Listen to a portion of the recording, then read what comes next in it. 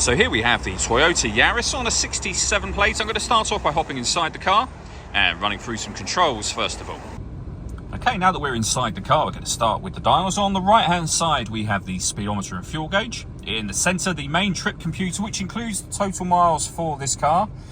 They are 26,060. We have a digital readout for the speedometer above that. You can change that for various bits of car and trip computer information as well. And then on that left hand side we have the coolant temperature gauge, and you'll be able to see whether your hybrid battery is charging, whether you're driving in eco mode or using the power band for the car as well. If we back out to the steering wheel, the buttons I was using just a second ago are here. We have cruise control underneath that, and then stereo controls on the left hand side. When it comes to your stereo, it's a touch screen. There's plenty of ways in which you can listen to the radio or your own music. We have AM, FM and DAB radio, Bluetooth audio, so you can stream your music wirelessly once you paired your phone.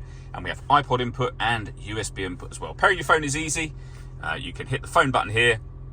You then hit yes and follow the instructions on screen from there. This car also has a full colour reversing camera. All I've done there is put the vehicle into reverse to access the camera system, and you will get, as I say, full colour camera with guidelines that show you what direction you're headed in relation to the image shown on the screen.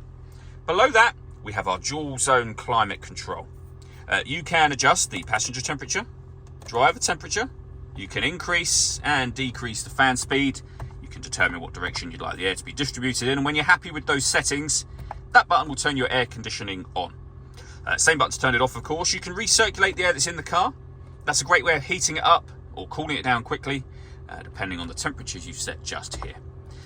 If you hit auto, the car will now take control of the fan speed and direction of the air to maintain those temperatures for you. Any manual adjustment will override that straight away and then allow you to put it back on whatever setting you want it on here. We have a 12-volt charging socket, auxiliary and USB inputs just here.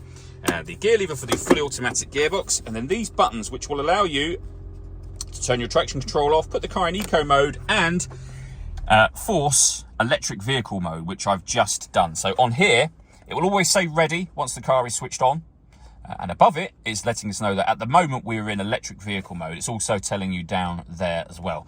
If the engine were to cut in at any point, the EV would disappear and it would still say ready, of course, because the car would still be running. All that leaves me to say is thank you for taking the time to watch this video. If you'd like to come and see this ULEZ compliant car for yourself and have a test drive, please feel free to call either of our MJA sites. We'd love to hear from you soon.